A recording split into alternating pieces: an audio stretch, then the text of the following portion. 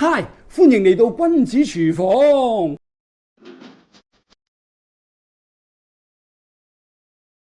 好，咁我哋煮個大花湯，首先撈咗個豬肉先。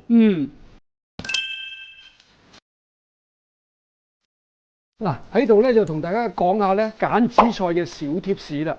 最緊要咧嗰啲紫菜咧就係有啲光澤，放落去咧就紫紫地色。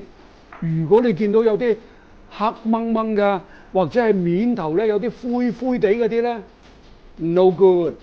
灰灰地嗰陣嘢咧，其實就係發毛嘅啊。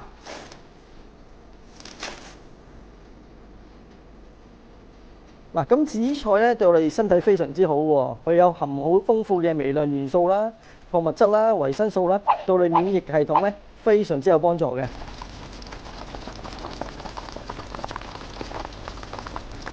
糙米飯咧，我食咗10年8載㗎啦，哇好啊，腸胃好暢通啊！咩叫糙米咧嚇？其實糙米咧就係平時食嘅大米，未剝殼之前嘅狀態。咁其實佢營養價值特別高，同埋高纖嘅。冇錯啦，高纖。我哋食嘢咧最緊要就係有入就要有出，唔使就吐谷谷。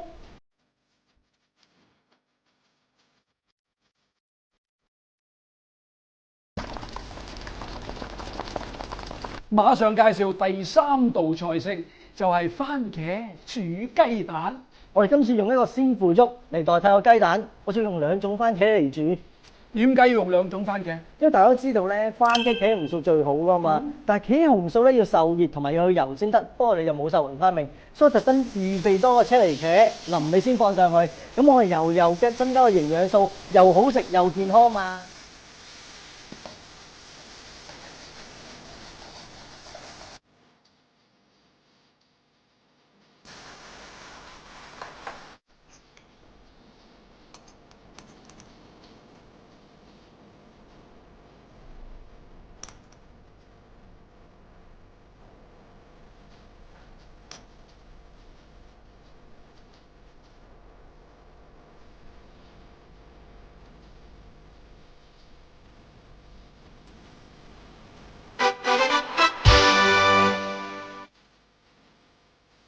好易中，一湯一飯一餸，我有份煮嘅。